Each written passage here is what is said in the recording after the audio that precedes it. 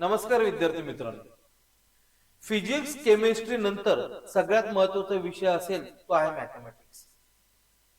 Mathematics tricky आहे, mathematics लेंदी आहे, mathematics जास्त मार्क देणारा पण आहे. 200 मार्कांपैकी 100 मार्क एकटं मॅथमॅटिक्स देऊन जात. त्यामुळे त्याला निग्लेक्टही करता येत नाही, त्याची तयारी करावीच लागते.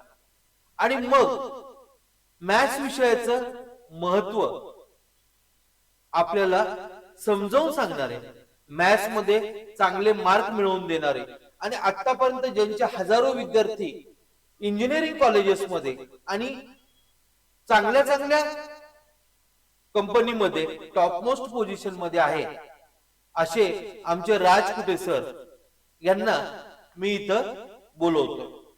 या सर. नमस्ते सर. नमस्ते सर. मॅथमॅटिक्स हा विषय मुलं फार घाबरतात लहानपणापासून. मग सीईटी मध्ये मॅथमॅटिक्सची तयारी विद्यार्थ्यांनी कशी करावी? खूप मस्त क्वेश्चन आहे सर तुमचा. मॅथमॅटिक्स म्हटलं की खूप खूप सोपा सब्जेक्ट आहे. ह्या विषयाची तयारी करत असताना सीईटी म्हटलं की त्यामध्ये एमसीक्यू पॅटर्न असतो.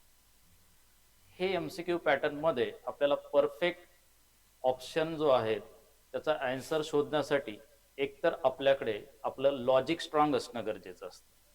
नंबर 2, ऍप्लिकेशन बेस आणि अंडरस्टँडिंग लेवल ही आपली प्रॉपर असणं गरजेचं आहे. यामध्ये सीईटीचा क्वेश्चन हँडल करत असताना, एमसीक्यू क्वेश्चन हँडल करत असताना खूप सोपं असतं की काय करायचं आहे. एकदा प्रश्न जो आहे तो तुम्ही क्वेश्चन जो आहे तो तुम्ही रीड करता आणि रीड केल्याच्या नंतर त्यासाठी कोणता फॉर्म्युला तुम्ही बेस्ट अप्लाय करू शकता की जेणेकरून शॉर्टकट्स तुमचं सोल्युशन कमी वेळामध्ये तुम्ही जे काही आन्सर आहे ते परफेक्टली काढू शकता.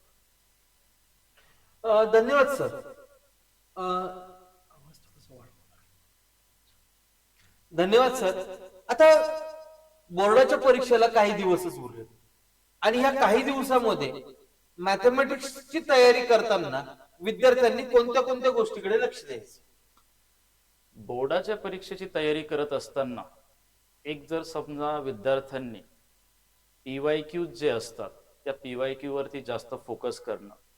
प्रिव्हियस इयर क्वेश्चन पेपर जर बघितलं तर त्यामुळे आपल्याला एक क्वेश्चन पेपरचा पॅटर्न जो असतो, फॉर्मॅट जो आहे तो लक्षात येतो आणि एक साधारणतः 5 ते 10 क्वेश्चन पेपर जर विद्यार्थ्यांनी सॉल्व्ह केले तर त्यामुळे आपला कॉन्फिडन्स लेवल वाढतो आणि चांगल्या प्रकारचे जे आहेत मार्क्स जे आहेत बोर्ड पेपरमध्ये ते तुम्हाला मॅथमॅटिक्स सब्जेक्टमध्ये येऊ शकतात. सर, सोपे चॅप्टर पण मार्क देणारे चॅप्टर असे काही मॅथमॅटिक्स मध्ये आहे का? आहेत ना सर, 100% आहेत.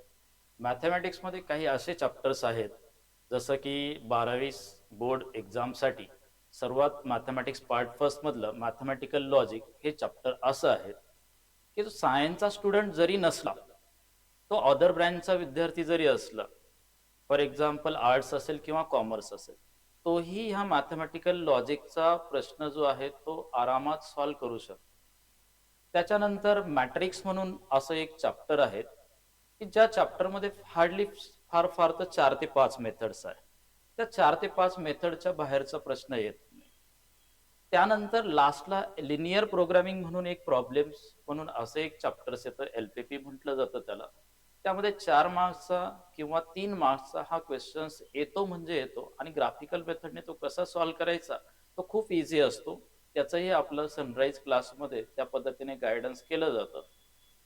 असा हा झाला मॅथमॅटिक्स पार्ट 1 बद्दल.